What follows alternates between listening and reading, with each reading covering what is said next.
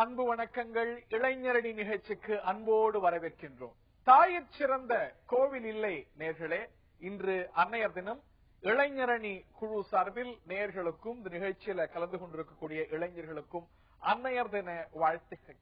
இன்றைய இளைஞரணி நிகழ்ச்சி அன்னையருக்கு சமர்ப்பணம்.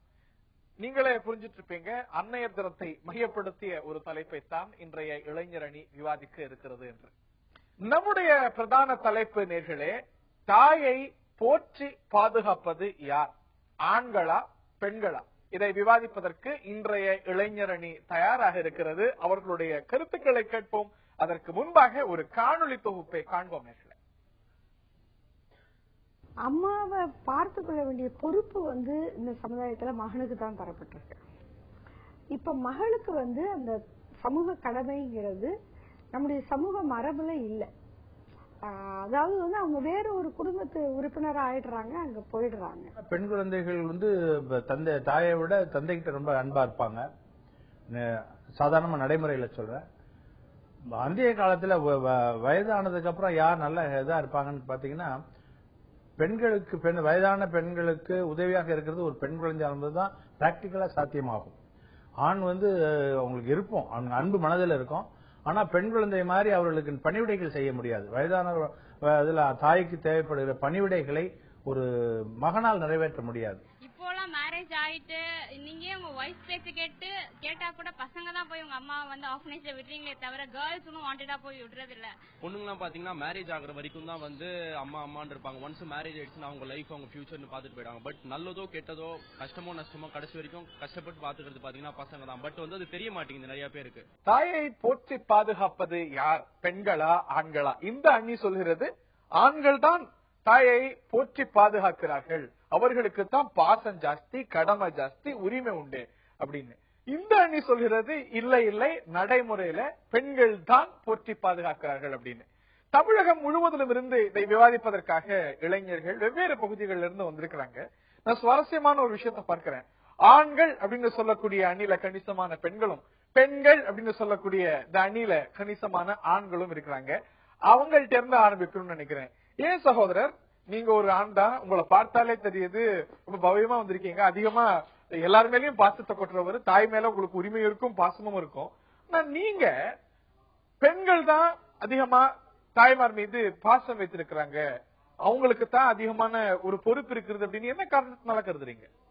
பொதுவாவே சொல்ல போனோம்னா, நம்ம சமூக நடைமுறையில பாத்தீங்கன்னா ஆண்களுக்கு வெளியில இருக்கக்கூடிய வேலைகள் அதிகமா ஜாஸ்தியா இருக்கும். நண்பர்கள், காதல், இல்ல பொழுதுபோக்கு அப்படின்னு சொல்லிட்டு நிறைய கடமைகள் அவங்க பீரியாரிட்டின்னு கொடுக்கறது பாத்தீங்கன்னா வீட்டுக்கு கொடுக்க மாட்டாங்க.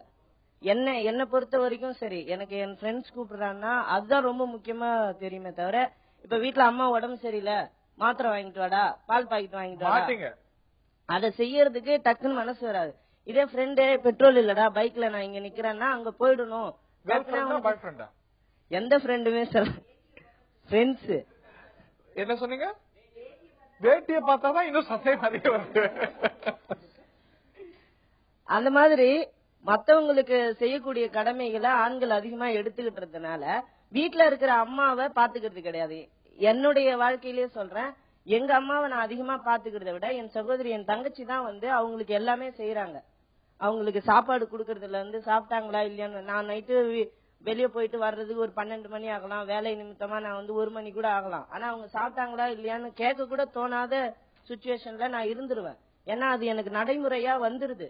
ஆனா வீட்டுல இருக்கிற அந்த சகோதரி, என்னுடைய தங்கச்சி தான் அவங்கள பாத்துக்கிறாங்க. அப்ப பெண்கள் தான் அதிகமா அம்மாவோட ஷேர் பண்ணிக்கிற விஷயங்களும் அதிகமா இருக்கும். இயல்பாவே அவங்களுக்கு உடல் ரீதியாவும் மன ரீதியாவும் இவங்க கிட்ட, நம்ம கிட்ட சொல்ல முடியாத நிறைய விஷயங்களை அவங்க பெண் குழந்தைகள் கிட்ட அதிகமா சொல்லிக்கிறாங்க. ஆண்களுக்கு கடமை இருக்கலாம், ஆனா நடைமுறை யதார்த்தமா அந்த தாய்க்கும் மகளுக்கும் இருக்கக்கூடிய நெருக்கம் தாய்க்கும் மகனுக்கும் இருக்கா? தாய் பாசம் அப்படிங்கிறது உன்னதமானது. ஆனா அந்த ரெசிப்ரகேஷன் அப்படிங்கிறது மகன்கள்ட்ட இருந்து வருதா அப்படிங்கிற ஒரு கேள்வியை கேட்டிருக்க. அவர் சொல்றதுல யதார்த்த உண்மைகள் இருப்பதா கருது இல்லையா சகோதரி? நீங்க அவர் பேசுனது அத்தையும் பொய்யாதான் எனக்கு தோணுது. ஏன்னா அறிவியல நம்ம எல்லாருமே ஏத்துக்குவோம் இல்லீங்களா?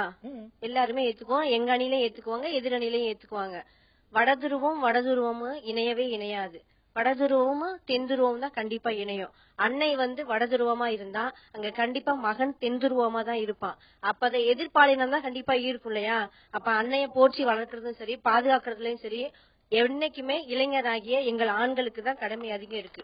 இப்ப எங்க அம்மா பசிக்குது அப்படின்னு சொல்றாங்கன்னா 2 இட்லி போதும் அப்படின்னு சொல்றாங்கன்னா எனக்கு தெரியும் அவங்க மனசுக்குள்ள அவங்க வயது நான் 5 இட்லி பத்தும் அப்படின்னு தெரியும். எங்க அண்ணனா இருந்தா 2 இட்லி போதுங்கிறாங்க அப்படின்னு 2 இட்லி வச்சுட்டு வந்துருவான். ஆனா நானா இருந்தா எனக்கு தெரியும் எங்க அம்மாவோட மனசு, அதனால ஒரு 4 இட்லி 5 இட்லி வைப்பேன் நானு. இது மறுக்கிறது அப்படின்னு கிடையாது. ஆனா எப்படி சொல்லணும்னா அம்மா மேல பசங்களுக்கு தான் கண்டிப்பா எந்த வித எதிர்பார்ப்பும் இல்லாத ஒரு பாசம் பசங்களுக்கு தான் இருக்கு. எதிர்பார்ப்பு இல்லாத எந்த ஏன்னா இப்ப பெண் குழந்தைக்கு பாத்தீங்கன்னா நீங்க கல்யாணத்துக்கு முன்னாடி வரைக்கும் அம்மா கிட்ட இருந்து என்னடா சுரண்டிட்டு போலாம் கல்யாணத்துக்கு அப்படின்றதுக்காக பொம்பளை பசங்க என்ன பண்ணாங்க, இந்த சேலை நல்லா இருக்கு கண்டிப்பா நிச்சயமா அதே பெண் குழந்தை கல்யாணத்துக்கு அப்புறம் பாத்தீங்கன்னா அந்த மாதிரி பாசம் அவங்க காட்டுறது கிடையாது. ஆண் எதிர்பார்ப்பு இல்லாத பாசத்தை காட்டுறான். இது அவங்களோட கண்ணோட்டத்துல அவங்க பார்த்த விஷயம். ஆனா இது ஒரு மறுக்கப்படக்கூடியது. ஏன்னா மீண்டும் அமர முடியாத சிம்மாசனம்ங்கிறது தாயோட கருவறை. ஆனா அந்த தாய் எங்க இருக்கானா முதியோர் இல்லங்கள்ல தான் இருக்கான். இதுக்கு காரணம் என்ன? கொண்டு வர்றது மகன்கள் தான், ஆண் பிள்ளைகளா தான் இருக்காங்க. இல்ல கண்டிப்பா நீங்க இந்த சொல்ற கருத்தை நான் ஏத்துக்கிறேன். எப்ப ஒரு ஆண் குழந்தைய அவங்க தாய முதியோர் இல்லத்துக்கு அனுப்புறாங்கன்னு கேட்டு எப்ப அனுப்புறாங்க? கல்யாணத்துக்கு பிறகா கல்யாணத்துக்கு முன்னாடியா? சரி, அதனால கல்யாணத்துக்கு முன்னாடி எந்த ஒரு ஆண் குழந்தையுமே அவங்க தாய முதியோர் இல்லத்துக்கு அனுப்புறது கிடையவே கிடையாது. சரி, கல்யாணத்துக்கு அப்புறம் அவனுக்கு மனைவி அப்படின்னு ஒண்ணு புத்தி எங்க போச்சு? புத்தி எங்க போச்சு? அப்ப பாசம் இருக்கு. அப்ப நாங்க அந்த எங்களுடைய மனைவி கிட்ட நாங்க சண்டை போட்டுதான் வைப்போம். இல்ல அந்த மாதிரி முடியாது, எங்க அம்மாவை நான் எந்த ஒரு இடத்துலயும் விட்டு கொடுக்க முடியாது அப்படின்னு நாங்க சொல்லுவோம். அப்ப எங்க அம்மா சொல்லுவாங்க, இல்லப்பா என்னால உங்க குடும்பத்துல பிரச்சனை வேணாம் அப்படின்ட்டு தாய் மகன் மேல காட்டுற பாசம் அது.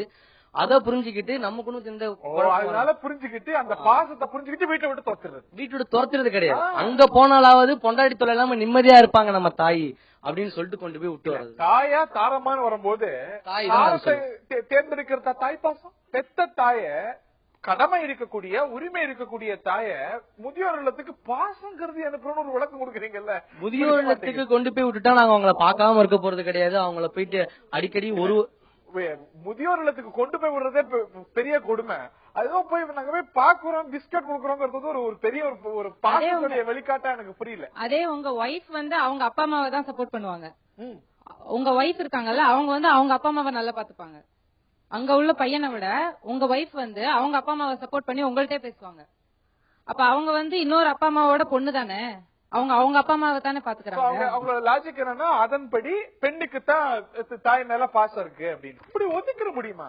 இன்னொரு பிரதான கேள்வி எழுகிறது. பெண்கள் தாய் மீது பாசத்தை கொட்டுவாங்க, ஆண்களுக்கும் பாசம் இருக்கும்.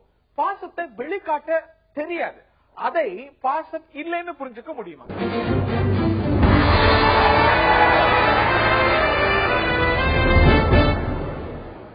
நான் இந்த அணிகிட்ட தான் கேட்க இருக்கின்றேன். ஆண்களை காட்டிலும் பெண்களுக்குத்தான் உணர்ச்சிகளை வெளிக்காட்டக்கூடிய தன்மை அதிகமா உண்டு. ஆண்களுக்கு பாசத்தை காட்ட தெரியல அப்படிங்கறதுனாலயே பாசம் இல்லைன்னு பாசம் குறைவுன்னு ஒரு முடிவுக்கு வந்துட முடியுமா? ஒரு குறள் இருக்குங்க சார், அன்பிற்கும் உண்டோ அடைக்கும் தாள் ஆர்வலர் புன்கணீர் பூசல் தரும். இந்த குறளுக்கு அர்த்தம் என்னன்னா, நமக்கு யார் மேல ரொம்ப பாசமா இருக்குமோ அவங்களுக்கு ஒரு துன்பம் வந்துச்சுன்னா நம்ம கண்ணுல இருந்து உடனே தண்ணீர் வந்துரும்னு வள்ளுவர் அப்பயே சொல்லியிருக்காரு. ஆண்களை விட பெண்களுக்கு தான் அழுகிற தன்மை ஜாஸ்தி. இதுல இருந்தே பெண்கள் தான் அம்மா மேல ரொம்ப பாசமா இருப்பாங்க. நிறைய அழுவாங்க, சீரியலை பார்த்து கூட அழுவாங்க, அது வேற விஷயம். ஆனா என்னுடைய கேள்வி, ஆணுக்கு காட்டு தெரியலங்கிறதுனாலே அது உணர்ச்சியோ பாசமோ பற்றோ இல்லன்னு சொல்ல முடியுமாங்கிறது தான் என்னுடைய கேள்வி. பொண்டாட்டி கிட்ட பாசம் காட்ட தெரிஞ்ச ஆம்பளைக்கு ஏன் சார் அம்மா கிட்ட மட்டும் காட்ட தெரியல? Good point. பொண்டாட்டி கிட்ட அம்மூச்செல்லாம் அது என்னமோ அதெல்லாம் நம்மளுக்கு தெரியாது. அதெல்லாம் உங்களுக்கு தெரியலங்கிறத நான் ஏத்துக்க மாட்டேன். என்னெல்லாமோ சொல்ல தெரியுது, பாசத்தை காட்ட தெரியுது. தாய் கிட்ட காட்டுறதுல என்ன கூச்சம்? கடமை எங்களுக்கு பாசம் தான் முக்கியமே தவிர, அதாவது தாயை பாத்துக்கிறது நாங்க என்னைக்குமே கடமை நினைக்கவே மாட்டோம் sir. the way of expression தான் வந்து மெயின்லி காரணம். நீங்க சொல்றீங்க இப்போ எத்தனையோ வீட்டை எடுத்துக்கிட்டீங்கன்னா ஒரு ஆண் மகன் சரி வீட்டுல அம்மா அப்பா இல்ல அம்மா மட்டும்தான் இருக்கா, அந்த வீடு கஷ்டப்படுது, சரியோ அம்மாவை பாக்கணும், ஒரு கூட ஒரு தங்கச்சியே இருக்கானே வச்சுக்கீங்களேன், ஒரு தங்கச்சி இருக்கா, அம்மா இவ்வளவு கஷ்டப்படுறாங்களே சுமையை குறைக்கணும், இந்த ஊர்ல நமக்கு வேலை இல்லைன்னு தெரிஞ்சிட்டு இந்த ஊரை விட்டு வேற ஊருக்கு போய் அங்க இருந்து ஒரு ரூபாயா சேமிச்சு ஐயோ அம்மா அங்க ஊர்ல நல்லா இருக்குன்னு சொல்லி காசு அனுப்பிட்டு அவன் பட்டி இருந்தாலும் வீட்டுல எல்லாம் நல்லா இருக்காங்களா, அம்மா அங்க நல்லா இருப்பாங்களே அப்படின்னு சொல்லிட்டு ஊருக்கு காசு அனுப்புறான் தெரியுமா சார்? அதான் சார் ஆண்மகன். ஆண்கள் வந்து காட்டி பழகிறது இல்ல, அதுதான் மெயின் பாயிண்ட். அவங்க காட்டி பழகிறது இல்ல. நமக்கு வீட்டுல தங்கறதுக்கு வீட்டுல நம்ம கால் தங்கறதே கிடையாது இல்ல, வெளியில சுத்திட்டு இருக்கோம். நமக்கு அம்மா கூட சும்மா போன் பண்ணி கூப்பிட்டா நாங்க எப்படி வெளியே வந்துதானே ஆகணும்? யாரு நீங்க தான். ஏன் போறீங்க? போகாதீங்க. அம்மா முக்கியமா வெளியில வருது. கூப்பிடுறேன், தயவு செஞ்சு போகாதீங்க. மிஸ் கால் தானே, ஸ்விட்ச் ஆஃப் பண்ணுங்க. நாளைக்கு பிரேக்கப். அதுக்கு யார் காரணம் விட்டுருக்காது, அதுக்கு காரணம் பெண்ணாவே கூட இருக்கலாம். அதற்காக வெளில இருந்து 100 மிஸ்கால் இல்ல 1000 வாட்ஸ்அப் மெசேஜ் கொடுக்கக்கூடிய பெண் அழைக்கும் போது வீட்டுல இருக்கக்கூடிய தாயை விட்டு வெளியில போறது யாரு? அம்மா யார் மனசையும் கஷ்டப்படுத்த கூடாதுன்னு சொல்லி கொடுத்து வளர்த்திருக்காங்க சார். அதனாலதான் அம்மா மனசு மற்றும் அவங்க மனசு மட்டும் நீங்க கஷ்டப்படுத்துறது அதனால ஒரே காரணத்தினாலதான் இல்லவே இல்லன்னா எல்லாருமே பேச வந்திருக்கோம். நான் அவங்க சொன்ன ஒரு வேலிட் பாயிண்ட். இன்னைக்கு பாத்தீங்கன்னா இப்ப இயல்பாகவே நம்மளுடைய குடும்ப சூழ்நிலையில ஆண்கள் வந்து அதிகமான நேரம் வெளியில இருந்து ஒரு பெரிய ரெஸ்ட்ரிக்ஷன்ஸ் எல்லாம் கிடையாது. 12 மணிக்கு வரலாம், 1 மணிக்கு வரலாம், தாய் காத்துட்டு இருப்பான், அது வேற விஷயம். பெண்கள் ரெஸ்ட்ரிக்ஷன்ஸ் உண்டு, இல்ல இயல்பாகவே குடும்பத்துல அதிகமான நேரத்தை ஸ்பெண்ட் பண்றாங்க. கிராமங்கள்லாம் பார்க்கும்போது பெண்களை வந்து அவ்வளவு எளிமையா வெளியில எல்லாம் அனுப்புறது கிடையாது. அப்படி இருக்கக்கூடிய சூழ்நிலையில தாயோட அதிகமா டைம் ஸ்பெண்ட் பண்றவா அவ. தாய்க்கு என்ன வேணும் என்ன வேண்டாம், எது பிடிக்கும் எது பிடிக்காது தெரிஞ்சிட்டு இருக்கிறவா அவ. சோ இயல்பாகவே ப்ராக்சிமிட்டி பெண்ணுக்கு தான் இருக்கு. அப்படிங்கும்போது இயல்பான ஒரு பாசமும் அங்க என்ன வரும். ஆண்மகன் 3/4 நேரம் வெளில இருக்கிறான். அப்படி கிடையாது சார். இப்போ வந்து இப்ப பெண்கள் வந்து வீட்லயே இருக்காங்க, அவங்களுக்கு வந்து அது மட்டும்தான் ஒண்ணு இருக்கு. ஆனா ஒரு ஆண்மங்களுக்கு நிறைய கடமை இருந்தாலும் தன் தாய்க்கு வந்து இப்போ ஒரு தலைவலி இப்போ ஒரு மருந்து வேணும்னா கூட அவன் தான் ஓடுவான். வாங்கி கொடுத்தா மட்டும் பாசம் இல்லங்க, நீங்க வாங்கிட்டு வர வரைக்கும் அந்த அம்மாவை மடியில வச்சு பாத்துக்கிறது பொண்ணுதாங்க. நீங்க போக முடியாது. அந்த விஷயத்தை எங்களாலையும் பண்ண முடியும், பண்ண முடியாமலாம் கிடையாதுமா. இன்னொரு விஷயம் எங்களாலையும் பண்ண முடியும். காசு கொடுத்து வாங்கி கொடுத்துட்டா முடிஞ்சதுன்னு காசுக்காக இல்ல, அது ஒரு பாசம் தான் நாங்க சொல்றோம். அம்மாவை வந்து ஹாஸ்பிட்டல்ல சேர்க்கறது நீங்க, ஆனா நைட்டு ஃபுல்லா முழிச்சு பாத்துக்கிறது பொண்ணுங்க தான். நீங்க வந்து ஹாஸ்பிட்டல்ல சேர்த்துட்டு நீங்க உங்க வேலைக்கு போயிருவீங்க. பெண்கள் தான் வந்து நைட்டு ஃபுல்லா முழிச்சு பாத்துப்பாங்க அவங்கள. நாங்க நைட்டு ஃபுல்லா முழிச்சிருந்து பாத்துக்க ரெடி தான் சார். இப்ப அர்ஜென்ட்டா இப்ப அம்மாக்கு உடம்பு சரியில்லை, அவங்களால ஏஞ்சி போயிட்டு அவங்களுடைய ஒரு சில விஷயத்துல வந்து அவங்களால சுயமா செஞ்சிக்க முடியாதுன்ற போது ஒரு ஆண் வந்து எப்படி அவங்க உதவியா இருக்க முடியும்? ஏன்னா அவங்க ஒரு பெண்ணா இருக்காங்க. அதனால மட்டுமே இந்த ஒரு தன்னுடைய பொண்ணாலேயோ பெண் குழந்தைனாலேயோ இல்ல ஒரு கணவனுடைய மனைவினால மட்டும்தான் அந்த கூட இருந்து அம்மாவை பாத்துக்க முடியும். இது நான் ஒத்துக்கவே மாட்டேன் சார். பாசம் இருக்கு. ஏன் முடியாது? எதனால அம்மாவோட காரியங்கள்ல பையனால செய்ய முடியாது? ஏன் பொண்டாட்டிக்கு நான் மட்டும் செய்ய முடியுதா? இப்ப யாருமே இல்ல சார், தனியா கல்யாணம் பண்ணி தனி கொடுத்துன ஒரு வெளியூர்ல வச்சிருக்காங்கன்னா பொண்டாட்டிக்கு உடம்பு சரியில்லை, யார் செய்வாங்க? வீட்டுக்காரர் லீவு போட்டுட்டு செய்யணும்ல, ஏன் அதையும் அம்மா செஞ்சா என்ன? அதாங்க நாங்களும் சொல்றோம். இப்ப அதே மாதிரி சிச்சுவேஷன் வந்து எங்களுக்கும் அமைஞ்சா, அதாவது எனக்கு வந்து வெறும் தாய் மட்டும்தான் இருக்காங்க, அப்பா கிடையாது, மனைவி கிடையாது, கல்யாணம் ஆகல அப்படின்ற பட்சத்துல கண்டிப்பா நான் செய்வேன். சார் சொன்னாரு ஒய்ஃப்ட இருந்து அம்மாவை காப்பாத்துறதுக்காக தான் முதியோர் இல்லத்துல கொண்டு விடுறோம் அப்படின்னு சொல்லி. இப்ப முதியோர் இல்ல இருக்கறனால கொண்டு போய் விடுறாங்க. முதியோர் இல்ல இல்லன்னா அப்ப எங்க கொண்டு விடுவாங்க? அம்மா அப்படியே விட்டுருவாங்களா தெருவுல? முதியோர் இல்லத்துக்கு ஆண்கள் கொண்டு போய் சேர்க்கறாங்க அப்படிங்கிறீங்க. ஆண்களுக்கு சுய புத்தி இல்லைன்னே வச்சுப்போம். ஆனா அந்த நிலைமைக்கு அவங்கள தள்ளுறது யார், வற்புறுத்துவது யார்? தாய்ப்பாசம் அதிகமா இருக்கக்கூடிய ஒரு பெண் தானே. அந்த மாதிரி எந்த நிலை வந்தாலும் கைவிடாத உண்மையா இருக்கிறவன் தான் உண்மையான ஆண்மகனா இருக்க முடியும், அவங்க அம்மாவுக்கு பையனா இருக்க முடியும். இப்போ பொண்டாட்டி சொல்றாங்கன்றத கேக்குற பட்சத்துல அவங்க அந்த பிரியாரிட்டியை இழந்துடுறாங்க தானே. எந்த ஒரு பெண்ணும் மாமியார தாயா நினைச்சிருந்தாங்கன்னா இவ்வளவு முதியோர் இல்லம் வந்திருக்காதுங்க. இப்போ இயல்பா பெண்கள் ஏன் வந்து அதிகமா தாய் மேல பாசம் இருக்கிறாங்க அப்படின்றதுக்கு முக்கியமான ஒரு காரணம், ஒரு தாய்க்கு அப்புறம் இவங்கதான் தாய்மை அடைகிறாங்க. அப்ப அந்த தாயினுடைய தன்மை நம்ம அவங்க குழந்தை பிறந்த பிறகு அவங்க எப்படி குழந்தைய அவங்க பராமரிக்கிறாங்க, அப்ப அந்த ரியலைஸ் பண்ற அதிகமான ஆப்பர்ச்சுனிட்டி வந்து இவங்களுக்கு தான் கிடைக்குது. ஒரு கரியும் வைரமும் இருக்கும் போது கறிக்குள்ள வைரம் இருக்கலாம், ஆனா அது எல்லாருக்கும் தெரியாது. யார கரிங்கிறீங்க யார வைரம்ங்கிறீங்க? அவங்களதான் கரின்றோம், எங்களதான் வைரம்ன்றோம். பெண்களை வந்து வைரம்னு ஆண்களை கரின்னு சொல்றீங்க. ஒண்ணு சார், ஆண்கள் வந்து நான் எக்ஸ்பிரசிவ் அப்படின்ற போர்வைக்குள்ளதான் இன்னமும் இருந்துகிட்டு எல்லா எக்ஸ்பிரஷன்ஸையும் தேவையான இடத்துல மட்டும் கொடுக்குறாங்க.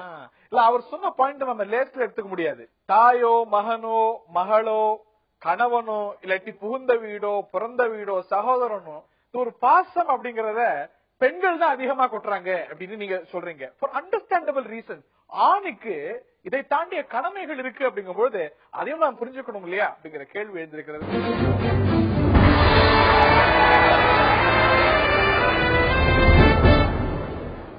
இன்றைய நம்முடைய கேள்வி, அன்னையருக்கு அதிக முக்கியத்துவம் கொடுக்கக்கூடிய பாசத்தை கொட்டக்கூடியவர்கள் யார், போற்றி பாதுகாக்கக்கூடியவர்கள் யார், ஆண்களா பெண்களா அப்படிங்கிற தலைப்பில் விவாதித்து வருகின்றோம். நான் உங்கள்கிட்ட தான் கேட்க இருக்கின்றேன். ஒரு இயல்பான உளவியல் அப்படின்னு பார்க்கும்பொழுது ஒரு பெண் குழந்தை தந்தை கிட்ட நெருக்கமா இருக்கும், தந்தை பெண் குழந்தை கிட்ட பாசம் அதிகமா காட்டுவார். ஒரு தாய் ஆண் பிள்ளைக்கு தான் அதிகமா செல்லம் கொடுப்பா, ஆணுக்கும் தாய் மீது பாசம் ஜாஸ்தியா இருக்கும் அப்படிங்கிறது நம்ம நாட்டுல இல்ல, உலகளாவிய உளவியல். அப்படி இருக்க பட்சத்துல ஆணுக்கு வந்து தாய் மீது பாசம் குறைவுன்னு எந்த அடிப்படையில சொல்றீங்க? இப்படி இருக்கிறதுனாலதான் வந்து பெண் அதிகமா பாசம் காட்டுறான்னு சொல்லுவேன். ஏன்னா வந்து தாய் பாசம் அவங்களுக்கு அதிகமா கிடைச்சிருக்காது. இப்ப எங்க அம்மாவே பாத்தீங்கன்னா முக்காவாசி நேரம் அண்ணா கூட தான் இருப்பாங்க.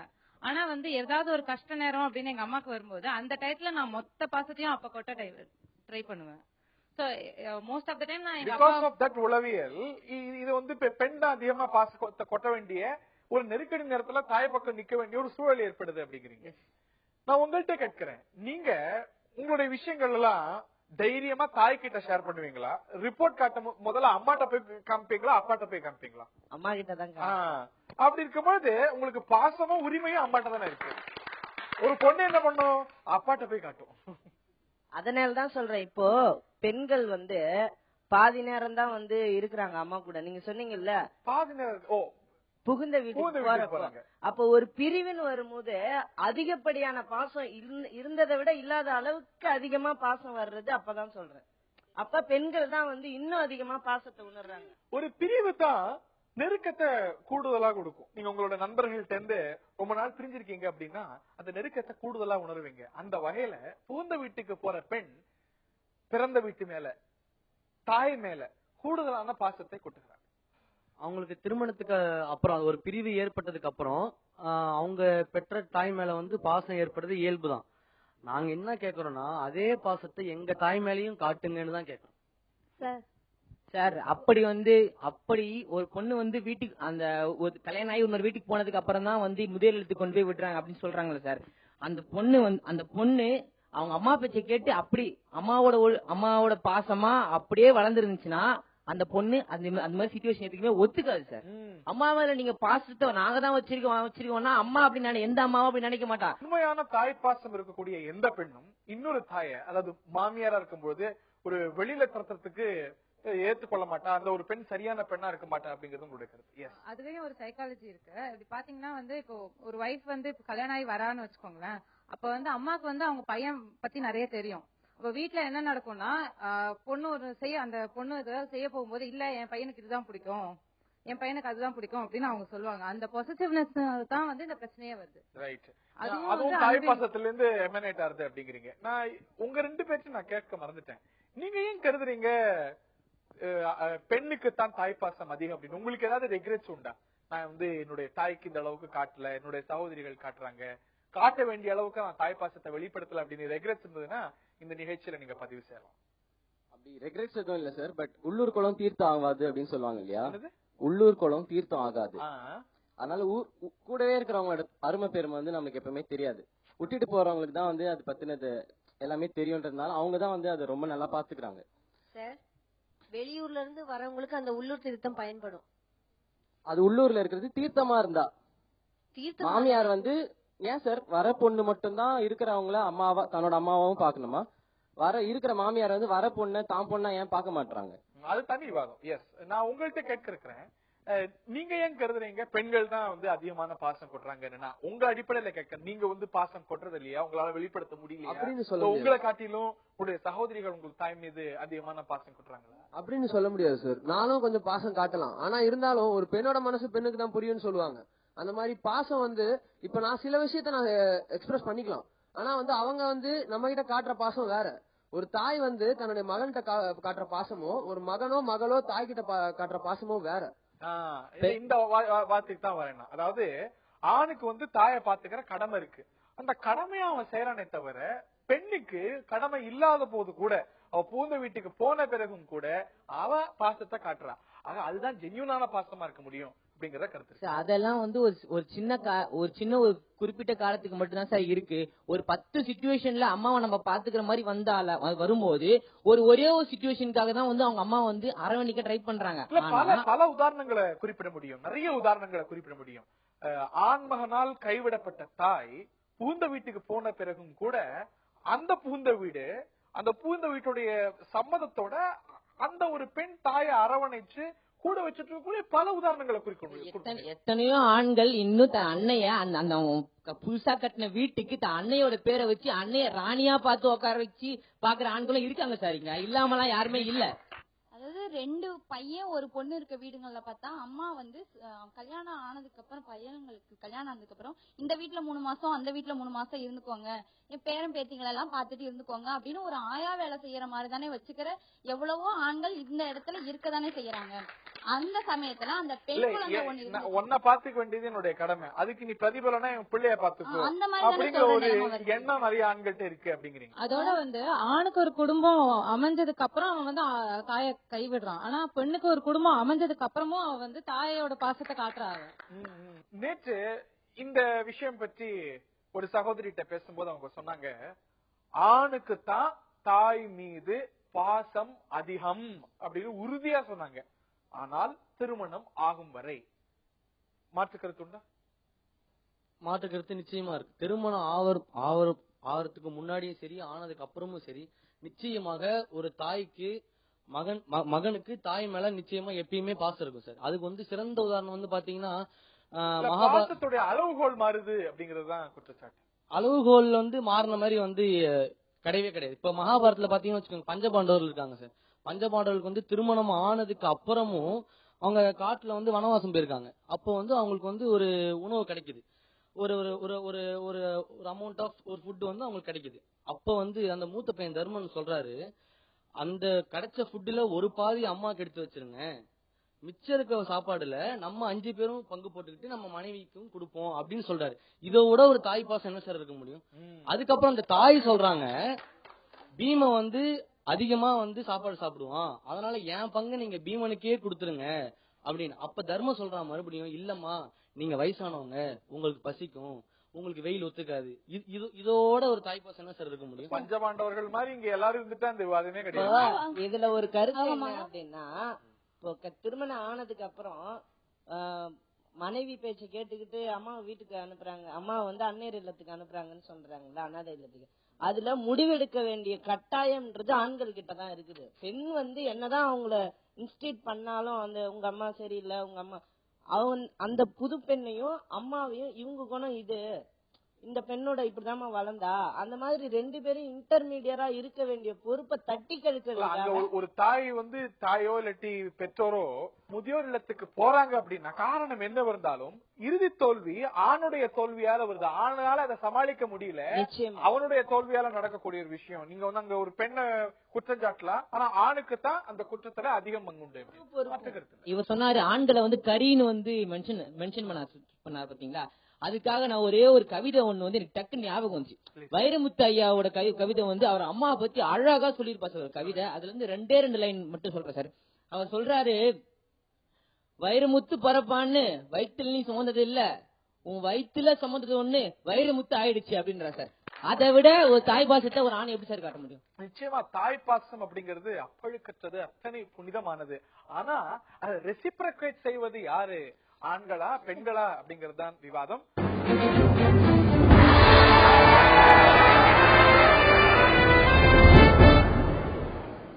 இரண்டு தரப்புமே ஒரு விஷயத்தை ஏத்துக்கணும், நிச்சயமா ஏத்துப்பீங்கன்னு நினைக்கிறேன். தாய் பாசத்தை பொறுத்த வரைக்கும் ஆணுக்கு இருந்தாலும் பெண்ணுக்கு இருந்தாலும் அதை காட்டுவதில் இருப்பதாக உணர வைப்பதில் பெண்களுக்கு கூட ஒரு கிரேட் கொடுத்தாங்க.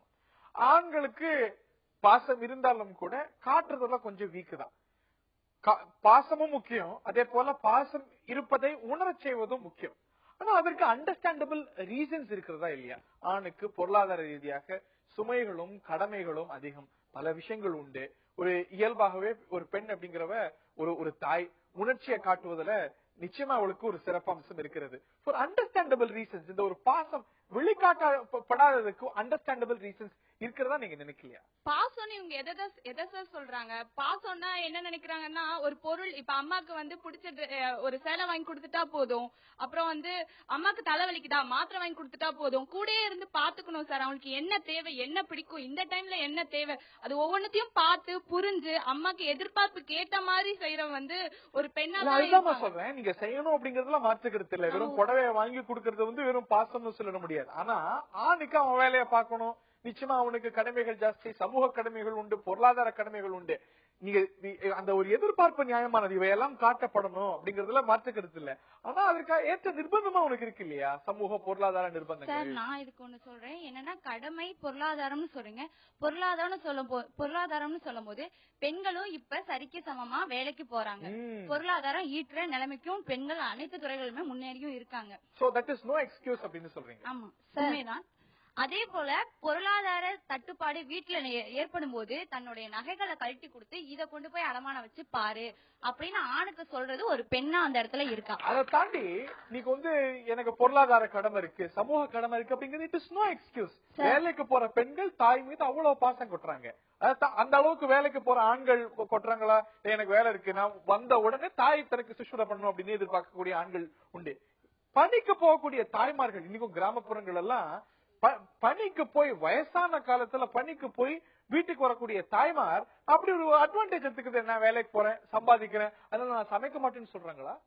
அதையும் செஞ்சு அந்த சுமையும் சேர்த்து வச்சுக்கிட்டு இதையும் சேர்த்து பாக்குறாங்க. அப்படிங்கும்போது ஆண் மட்டும் வசதியா நான் வேலைக்கு போறேன், வீட்டுக்கு சம்பாதிக்கிறேன் அப்படின்னு அதுல ஒரு பிரிவிலேஜ் எடுத்துக்கிறான் இல்லையா சார்? எவ்வளவுதே வேலை இருந்தாலும் நாங்க வேலை முடிச்சு வந்தோடனே சரி நம்ம பையன் வந்துட்டான், அவங்கிட்டதான் போய் வந்து கடமையா இருக்கட்டும் பாசமா இருக்கட்டும் எதுவா இருந்தாலும் உட்கார வச்சு இந்த மாதிரி வந்து இவ்வளவு பிரச்சனை இருக்கு, என்ன பண்ண போற, அத வந்து எல்லா விஷயமே வந்து பையன்கிட்ட தான் சொல்றாங்க.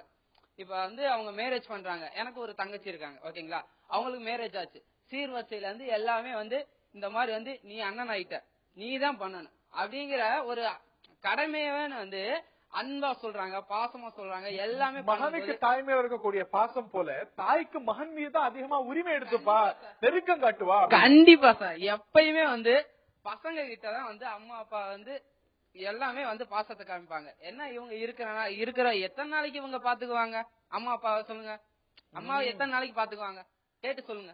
இன்னொரு விஷயம் கேட்கிறேன், அவர் சொல்றதுல ரொம்ப ஒரு லாஜிக்கலான ஒரு பாயிண்ட் இருக்கு. இப்ப வந்து ஆண்கள் வந்து திருமணம் ஆனோன்னு தாரத்துக்கிட்ட தான் அதிகமான பாசம் வைக்கிறாங்க அப்படிங்கிறீங்க. அது போல ஒரு பிராக்டிக்கலா பேசுறோமே, ஒரு பெண்ணுக்கு பூந்த வீட்டுக்கு போயிட்டு தொடர்ந்து அவர் தாய் மீது பாசம் கொட்டிட்டு இருந்தா நம்ம சமூக சூழல் அப்படிங்கிறது எந்த அளவுக்கு இருக்கு? அதை வந்து அந்த பூந்த வீடு அனுமதிக்கணுமா, இல்ல எப்பா பார்த்தாலும் உங்க அம்மாட்ட போன் பண்றது அப்படின்னு ஒரு தொடர்ந்து சுட்டி காட்டப்படும் போது, தொடர்ந்து குத்தி காட்டப்படும் போது அந்த பெண்ணுக்கும் கூட நிர்பந்தம் வந்து கணவனுக்கும் பூந்த வீட்டுக்கும் ப்ரையாரிட்டி கொடுக்கக்கூடிய சம்பவங்கள் நடக்குதா இல்லையா? நடந்துட்டு தாங்க சார் இருக்கு. இப்போ பொண்ணு வந்து கல்யாணம் பண்ணி கொடுத்துட்டாங்க அப்படின்னா பிறந்த வீட்டுல இருந்து புகுந்த வீட்டுக்கு போயிட்டாங்க, பிறந்த வீட்டுக்கும் புகுந்த வீட்டுக்கும் ஏதோ ஒரு விதத்துல பிரச்சனை. கணவர் சொல்றாரு பிறந்த வீட்டுக்கு போக கூடாது, போய் பார்க்க கூடாது அப்படின்னு சொல்றாரு. ஆனா அந்த பொண்ணு என்ன பண்ணுவாங்கன்னா, கணவருக்கும் புகுந்த வீட்டுக்கும் தெரியாம நம்ம அம்மாவுக்கு ஏதாச்சும் செய்யணும், ஏதாச்சும் போய் அவங்களுக்கு ஏதாச்சும் ஹெல்ப் பண்ணணும், அவங்களுக்கு தெரியாம போய் அவங்கள பாத்துட்டு வரணும்னு நினைக்கிறாங்க சார். அதுதாங்க சார் பொண்ணு வந்து அம்மா மேல வச்சிருக்க பாசம் சார். நிச்சயமா அப்படி ஒண்ணு கிடையவே கிடையாது சார். நான் சொல்றேன், போன ஒரு கொஞ்ச நாளைக்கு ஒன்னா அப்படி இருக்கலாம் சார். தன்னோட மாமியார் வீட்டுக்கு எப்படி பெருமையை சேர்க்கலாம், புகுந்த வீட்டுல இருந்து என்ன எடுத்து போய் நம்ம பெருமையை சேர்க்கலாம். அங்க போன உடனே தன் குடும்பத்துக்கிட்ட காட்டுற கஷ்டம் தான் அவங்களுக்கு அதிகமா இருக்குமே தவிர அவங்க அம்மாவெல்லாம் மறந்துடுவாங்க சார். சீரியஸா சொல்றேன் சார். ஐஎம் மெடிக்கோ, நான் மாதா மெடிக்கல் காலேஜ்ல எம்பிபிஎஸ் பண்றேன் சார். நான் கிளினிக்கல் போஸ்டிங்ஸ் அப்போ டெய்லி வந்து கொஞ்சம் பேஷண்ட்ஸ் பார்ப்போம். அப்படி பார்க்கும்போது நான் பார்த்த வரைக்கும் தன் வயசான அம்மாவை தன் மகன்கள் கூட்டிட்டு வந்துதான் சார் அதிகமா நான் பார்த்திருக்கேன் தவிர எந்த ஒரு பெண்ணு கூட்டம் நான் வரைக்கும் நான் அதிகமா பார்த்தேன். இயல்பாக பெண்கள் மீது வைக்கப்படக்கூடிய குற்றச்சாட்டு அது நிச்சயமா நியாயமற்ற குற்றச்சாட்டு தான். நீ வந்து பிறந்த வீட்டு மேலேயே பாசம் காட்டிட்டு இருக்க, உனக்கு எப்ப பார்த்தாலும் அம்மா நினைப்பு அப்படிங்கிற ஒரு குற்றச்சாட்டு திருமணமான பெண்கள் மீது இயல்பா வைக்கப்படுதா இல்லையா? சோ அது இல்லைன்னு சொல்ல முடியுமா? அது ஒரு விதிவிலக்கா நடக்கக்கூடிய விஷயம் சொல்ல முடியுமா? நீங்க அதை மறுத்திட முடியுமா என்ன? இயல்பு கிடையாது சார். அது அவங்க வந்து அப்படி போன உடனே அவங்க ஒரு குடும்பமா அந்த குடும்பத்திலே அவங்க மூழ்கிடுறாங்க சார். அவங்களுக்குன்னு ஒரு கஷ்டங்கள், அவங்களுக்கு ஒரு தனியா மாறிடுது. அவங்களுக்கு அம்மாவை பாக்க அப்பதான் அம்மாவே வீட்டுக்கு விருந்தாளியா வந்தாலும் எங்க மாமியார் கோச்சிப்பாங்க, சீக்கிரமா கிளம்பிடுங்க, அவங்களுக்கு ஒரு மாதிரி சாப்பாடு போடுறது, இவங்களுக்கு ஒரு மாதிரி சாப்பாடு போடுறது, இததான் சார் பண்றாங்க. பொண்ணுங்களை தன் பெத்த தாயை இப்படிதான் பண்றாங்க சார். பொருளாதார செக்யூரிட்டியை மட்டும் வந்து நம்ம பாசம் அப்படின்னு சொல்ல முடியாது. இல்ல எந்த நேரமும் மாமியார் வீட்டுக்கு போன அப்புறமும் போன் பேசுறத வந்து நம்ம வந்து ஒரு பாசம் சொல்ல முடியாது. பட் கல்யாணம் பண்ணி அனுப்பிடுறாங்க சார். பொண்ணுக்கு எவ்வளவு கஷ்டம் இருக்கும் மாமியார் வீட்டுலன்னு வச்சுக்கோங்க. இன்கேஸ் நல்லா இருக்கவங்க விட்டுருங்க, பட் கஷ்டப்படுறவங்க திரும்ப அம்மா எப்ப ரொம்ப நாள் கழிச்சு பார்த்தாலும் அம்மா வந்து கேட்பாங்க, என்னம்மா சந்தோஷமா இருக்கியா அப்படின்னு. அப்பா அம்மாக்கு பண கஷ்டம் இருக்கோ இல்லையோ அதெல்லாம் ரெண்டாவதுங்க. அவங்க மனசு அளவுல கஷ்டப்படக்கூடாதுன்றதுக்காக உள்ளத்துக்குள்ள, அதாவது மனசுக்குள்ள எவ்வளவு கஷ்டம் இருந்தாலும் அந்த கண்ணுல ஒரு பயத்தோடையும் அந்த வாயில ஒரு சிரிப்போடையும் அவருக்கு என்னமா என்ன சந்தோஷமா வச்சுக்கிறாருன்னு சொல்றாங்க பாத்தீங்களா. அந்த ஒரு விஷயத்துல அவங்க அப்பா அம்மா கொஞ்சம் சமயங்கள்ல வந்து உண்மையா இல்லாம கூட இருக்கலாம். ஆனா தாய் மனசு கஷ்டப்படக்கூடாதுங்கிறதுக்காக அந்த ஒரு பெண் இது பண்ணுவா. ஆனா அந்த இங்கிதம் ஆண்கள்கிட்ட இருக்கிறதா? இன்னைக்கு வந்து பாசமே இருக்கக்கூடிய ஆண்கள் கூட தாயிட்ட எவ்வளவு எரிஞ்சு விடுவான். ஒரு பெண் அப்படி பேச மாட்டான். ஆனா ஒரு ஆண் அப்படிங்கிறவன் ஒரு அதீத உரிமை எடுத்துக்கிட்டு தாய்கிட்ட எப்படி திருமணம் ஆறதுக்கு முன்னாடி எரிஞ்சு விடும்போது தாய்க்கு பெருசா படாது. ஆனா ஒரு பொண்டாட்டிட்ட கொஞ்சி பேச தாய்கிட்ட எரிஞ்சு விடும்போது தாயோட மனசு எந்த அளவுக்கு வேதனைப்படுது. ஒரு தாய மனசு துளி கூட சங்கடப்படாத அளவுக்கு அந்த உணர்ச்சிகள்ல கவனமா இருப்பது ஆண்களா பெண்கள்? உரிமை இருக்குங்கிற காரணத்தினாலதான் நாங்க வந்து அந்த எமோஷனல், அதாவது எரிஞ்சு விழுகிறதுன்னு சொல்லலாம், அது ஒரு வகையான பாசம் தான். அது வந்து உனக்கு ஒரு வேலையா இல்ல, ஏமா அப்படி பண்ற அப்படின்னு கேட்கறது ஒரு வகையான பாசம். ஆனா வந்து கேட்ட உடனே வந்து நம்ம அம்மா தப்பா நினைச்சுக்கிறோமோங்கிற ஒரே காரணத்துக்காக காலில் விழுந்து கும்பிடுறவனும் அதே வந்து நம்ம ஆண்கள் தான். யாரும் எங்க பொண்ணுங்களை விழுக சொல்லுங்க பாக்கலாம். அப்படி சொல்லிடவே முடியாது சார். முடியாதுங்க. என்னன்னா எங்க சொல்லும் போது வடிவேல் ஜோக்கு ஞாபகம் வருது எனக்கு. காலையில அம்மா அப்படின்னு தீபாரதனை காட்டி ராத்திரி அப்படிப்பட்ட ஆண்கள் இல்லைன்னு நம்ம சொல்லிட முடியாது. பெண்கள் பாசம் காட்டுறதுனாலதான் எங்க வீட்லயே ஒரு உதாரணம் நான் சொல்றேன். எங்க அண்ணனுக்கு திருமணம் ஆச்சு, எங்க தங்கச்சிக்கும் திருமணம் ஆச்சு. எங்க தங்கச்சி என்ன பண்ணுச்சு, எங்க அம்மாவை கூட்டு போய் வச்சுக்கிச்சு. எங்க அண்ணி என்ன பண்ணாங்க, அவங்க அம்மாவை கூட்டு வந்து வச்சுக்கிட்டாங்க. நான் எங்க ஆயா கூட இருக்கிறேன். என்ன ஆயிடுச்சுன்னா இந்த ரெண்டு பெண்கள் வந்து தாய் பாசம் அதிகமா காட்ட ஆரம்பிச்சு இவங்க தனி கொடுத்தனம் போயிட்டாங்க, இவங்க தனி கொடுத்தனம் போயிட்டாங்க. நானும் எங்க ஆயா அப்பா இருக்கிறோம் எங்க வீட்டுல. அந்த மாதிரி அந்த பெண் தான் வந்து தாய் ஒரு கஷ்டப்படும் போது, ஏன்னா எங்க தங்கச்சிக்கு லவ் மேரேஜ், அவங்க வீட்டுல ஒத்துக்கல. இவங்க எங்க அம்மா தான் கூட இருந்து எல்லாத்தையுமே பார்த்து தனியா கொடுத்தனம் வச்சதுல மட்டும் இல்லாம அவங்களும் குடியும் கொடுத்தனமா அங்க போயிட்டாங்க.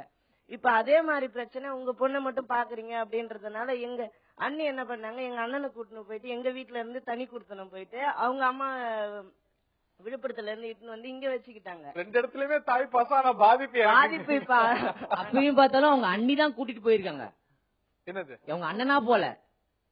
அது வேற, அததான் நாங்க சொல்றோம். எங்க அண்ணி சும்மா போனா பரவாயில்ல, அவங்க அம்மாவை கூட்டிட்டு வந்து வச்சுக்கிட்டாங்க. ரெண்டு இடத்துலயுமே தாய் பாசம் தான் ஒர்க் பண்ணிருக்கு. ஆனா பாதிப்பு இருக்கு அப்படிங்கிறது அவருடைய கருத்து. உரிமை இருக்கிற இடத்துல சரி, எப்பயுமே சண்டையோ சரி எதுவா இருந்தாலும் சரி, நம்ம உரிமையா பேசுறோம்னா அந்த இடத்துல ஒரு பாசமோ ஒரு உரிமை எப்ப வருதுன்னா ஒரு பெரிய ஒரு ரிலேஷன்ஷிப், ஒரு பந்தம் அங்க நடுவுல இருக்குதுன்னா மட்டும்தான் அந்த உரிமை எடுத்து நம்ம பேசுறதோ திட்டுறதோ அங்கதான் சார் அது ஆரம்பிக்குது. ஒரு பையன் அவங்க அம்மா கிட்ட பேசுறதும் ஒரு பொண்ணு வந்து அவங்க அம்மா கிட்ட ஒன் ஹவர் பேசலாம் சார். அவங்க அம்மாவோட மனசு வந்து அதுல எந்த அளவு சந்தோஷப்படுதோ அந்த அளவு ஒரு பையன் போன் பண்ணி அம்மா சாப்பிட்டேன்னு ஒரு வார்த்தை கேட்டா மட்டும் சார் அவங்க அம்மா வந்து அதை விட ரொம்ப அதிகமா சந்தோஷப்படுறாங்க. ஏன்னா அவங்க அம்மா வந்து அந்த ரிலேஷன்ஷிப் சார், அந்த ஒரு பையன் அவங்க அம்மா வந்து வளர்த்த ஒரு விதம், அந்த ரிலேஷன்ஷிப் அது அப்படிதான் சார் இருக்கும். அம்மாவுக்கும் மகனுக்குமான உறவு அப்படிங்கிறது அம்மாவுக்கும் மகளுக்குமான உறவை விட அணுக்கமானது, ஸ்பெஷலானது ரெண்டு மனதிலுமே அப்படிங்கிறது உங்களுடைய பார்வை.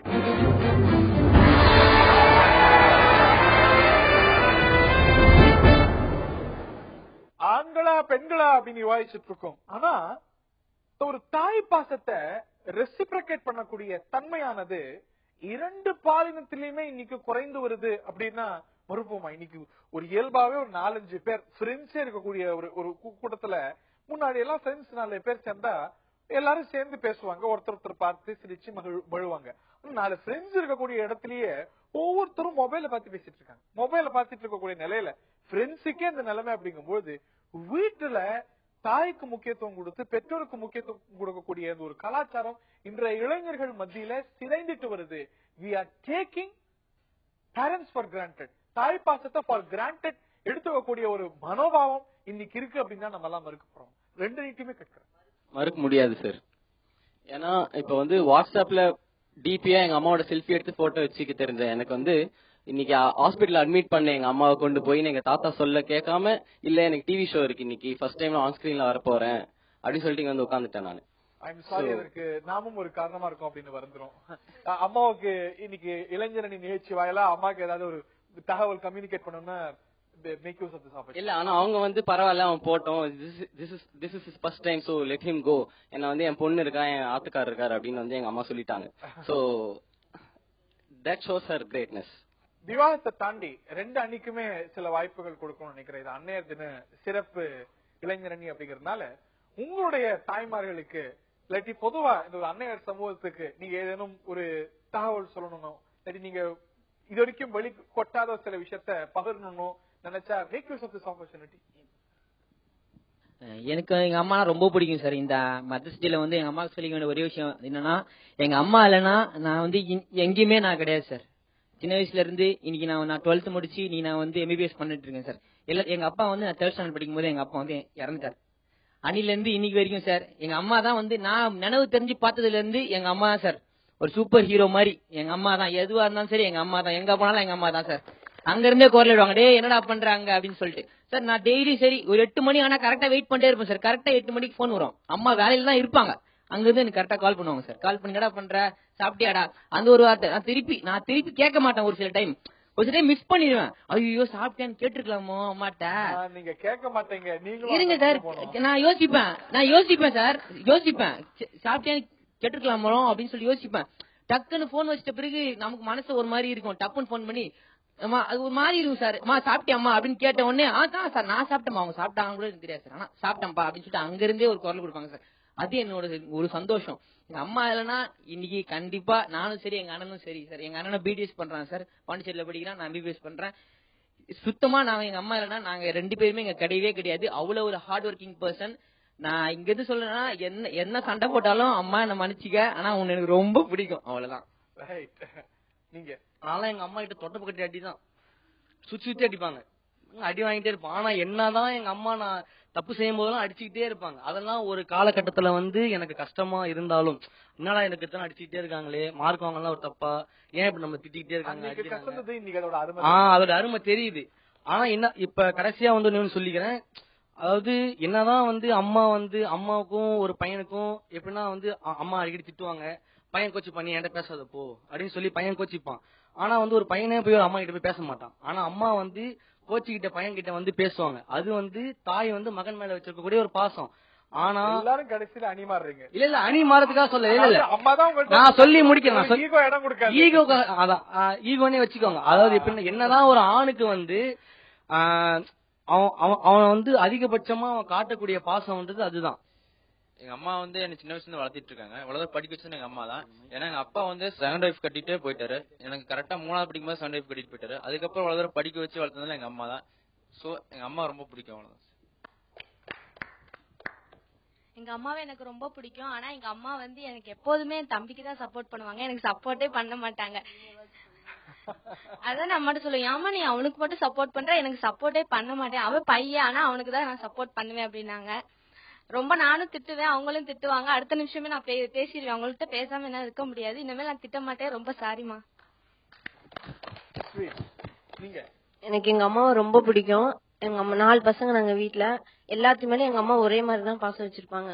ஆனா என் மேல மட்டும் கொஞ்சம் செல்லம் ஜாஸ்தி, ஏன்னா கடைசி பொண்ணு இல்லையா, அதனால ரொம்ப செல்லம் ஜாஸ்தி.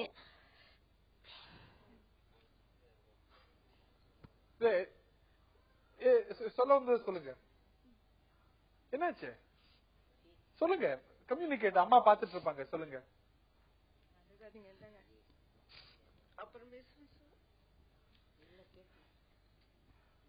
இது உணர்த்தது எந்த அளவுக்கு பாசம் இருக்கு அப்படிங்கறது. இங்க வந்து பேசியிருக்க கூடாதுதான், இருந்தாலும் இந்த பக்கத்து பெண்களுக்கு தான் நான் பேசியிருக்கணும். அங்கிருந்து எவ்வளவு வர போகுதோ. ஏன்னா உண்மையை பேசி ஆகணும் இல்லையா, அதுக்காக நான் இங்க வந்தேன். இப்ப கூட நிகழ்ச்சி முடிய போகுது, இப்ப கூட நீங்க சைடு மாறணும். இல்ல இங்கதான் ஏன்னா இதை பதிவு செய்யணுங்கிறதுக்காக சொல்றேன். ரொம்ப எங்க அம்மா ரொம்ப பாசம் வச்சிருப்பாங்க. இது வரைக்கும் சின்ன பிள்ளையில இருந்து படின்னு சொன்னதே இல்லை, ஒரு வாட்டி கூட சொன்னதே இல்ல.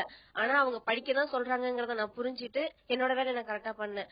விளையாட்டுல மத்தது எல்லாமே என்னென்ன என்னால முடியுமோ அதெல்லாம் பெஸ்டா பண்ணேன். ஆனா அவங்க ஆசைப்பட்ட ஒண்ணும் நான் செய்யலன்னா அது கவர்மெண்ட் ஜாப் தான். கிடைக்கலாம், கண்டிப்பா ஆசை நிறைவேற்றுங்க. அம்மா நான் கண்டிப்பா கவர்மெண்ட் ஜாப் போவேன், ஃபீல் பண்ணாத. Very sweet.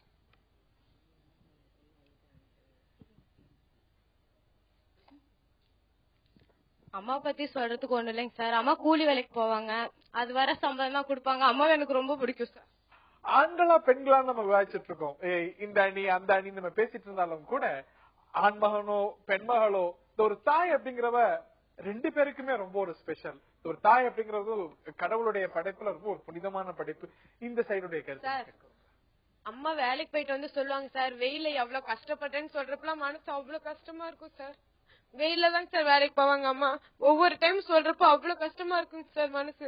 அதுக்காக தான் சார் நான் படிக்க வந்தேன். படிச்சு கவர்மெண்ட் ஜாப் போய் எங்க அம்மாவை நல்லபடியா நான் பாத்துக்கணும் சார். அதுக்காக தான் சார் இவ்வளவு தூரம் கஷ்டப்பட்டேன். உங்களுடைய கனவு நிறைவேறணும். இந்த அணி இந்த டீமுடைய வாழ்த்துக்கள் நேர்கள் அனைவரும் பாத்துட்டு இருக்காங்க. உங்களுக்கு என்ன வாங்கணும் சார்? நான் நல்லா படிச்சு கண்டிப்பா ஏதாவது ஒரு கவர்மெண்ட் ஜாப் போய் எங்க அம்மாவை காப்பாத்தணும். அது எந்த வேலையா இருந்தாலும் பரவாயில்லைங்க சார். எங்க அம்மாவுக்காக எந்த வேலையா இருந்தாலும் நான் செய்ய தயாரா இருக்கேங்க சார். சரி சரி. இந்த சார் நான் கிராமத்துல இருந்து வந்திருக்கேன். எங்க அம்மா பேர் விஜயலட்சுமி. எங்க அம்மா எனக்கு ரொம்ப பிடிக்கும். அம்மா நேத்து நான் சென்னைக்கு கிளம்பி வரும்போது வெளியில வரும்போது ரொம்ப அழுதாங்க. ஏமான்னு கேட்டேன். ஒன்னும் இல்ல பாப்பா, நீ பத்திரமா போயிட்டு வா அப்படின்னு சொன்னாங்க. அந்த இடத்துல வந்து என்னாலையும் கண்ட்ரோல் பண்ண முடியல, நானும் ரொம்ப அழுதுட்டேன். கண்டிப்பா அம்மா தந்தி டிவி கண்டிப்பா பாக்குறேன்னு சொல்லிருக்காங்க. கண்டிப்பா அம்மா வந்து அன்னைய தின நல்வாழ்த்துக்கள்மா. அம்மா அவளுக்கு படிக்கல, இருந்தாலும் இந்த டிவியை கண்டிப்பா பார்த்து புரிஞ்சுக்குவாங்க. அம்மாவாலதான் நான் இங்க படிக்கிறேன். காலேஜுக்கு அனுப்ப முடியாத சூழ்நிலை வீட்டுல இருந்தாலும் அம்மா சொல்லி ரிக்வெஸ்ட் பண்ணி தான் என்னை அனுப்புனாங்க. கண்டிப்பா படிச்சு நல்ல ஜாப் போறேன். அம்மாவுக்கு என்ன செய்ய விரும்புறீங்க நீங்க? இன் ரிட்டர்ன் அம்மா கிட்ட என்ன உத்தரவாதம் கொடுக்க விரும்புறீங்க? கண்டிப்பா நல்லா படிச்சு கண்டிப்பா எங்க யூனிவர்சிட்டி பாரதிதாசன் யூனிவர்சிட்டியில நான் வந்து கோல்ட் மெடல் எடுப்பேன்மா. நீங்க உலகத்துல இருக்கக்கூடிய அனைத்து அன்னையர்களுக்கும் அன்னைய தின நல்வாழ்த்துக்கள். பாரத நாட்டினுடைய குடும்ப அமைப்பு முறையில அம்மான்றது ஒரு புனிதமான ஒரு விஷயம். கலாச்சாரத்தையும் சரி, குடும்ப அமைப்புகளையும் சரி, உறவு முறைகளையும் சரி ஒருங்கிணைத்து செல்லக்கூடிய ஒரு அச்சாணியா இருக்கிறது அம்மா அப்படின்ற ஒரு வார்த்தை. குடும்ப அமைப்புகளுடைய வேற தாய் தான் இருக்கிறாங்க. அந்த தாய்க்கு நான் முதல்க வணக்கத்தை செலுத்திக்கிறேன். இந்த தாய்மையினுடைய உறவு முறையை கொண்டாடுறதுக்காக இன்னைக்கு அன்னையர் தினம் கொண்டாடிக்கிட்டு இருக்கோம். இப்ப வரக்கூடிய காலகட்டத்துல இது அதிகமா குறைஞ்சிட்டு வருது. நம்முடைய தாய்மார்கள், நம்முடைய பெண்கள் அந்த கலாச்சாரத்தையும் குடும்ப அமைப்பு முறையும் அந்த பிள்ளைகளுக்கு சொல்லி இனிமேல் வளர்க்கணும். அந்த குடும்ப உறவு முறையை பாதுகாத்து இந்த பாரத நாட்டினுடைய பெருமையை உலகளாக இன்னும் உயர்த்திக்கிட்டு போகணும்னு சொல்லி அந்த தாய்மார்களுக்கு எல்லாம் வேண்டுகோளா வைக்க எல்லா நாளையுமே நம்ம அன்னையர் தினமா கருதினா இந்த ஒரு பிரச்சனையே இருக்காது இல்லையா? எஸ். அனைவருக்கும் அன்னைய தின வாழ்த்துக்கள். எங்க வீட்டுல நான் லாஸ்ட் பொண்ணு, சுட்டி பொண்ணு. நானு இப்ப கூட நான் சென்னை வந்திருக்கேன். எங்க அப்பா ரொம்ப லாங்ல இருக்கு, நீ போவேனான்னு சொன்னாங்க. எங்க அம்மா நீ போயிட்டு வாடா சொல்லுன்னு சொல்லி நான் அனுப்பிச்சு விட்டு இருக்காங்க. எங்க அம்மா தேங்க் பண்ணிக்கிறேன். அதே போல எங்க அம்மாக்கு என்னன்னா நல்லா படிக்கணும், அதெல்லாம் படிச்சு நல்லா கவர்மெண்ட் ஜாப் போகணும்னு சொல்லிட்டு அதுக்கு சொல்லி.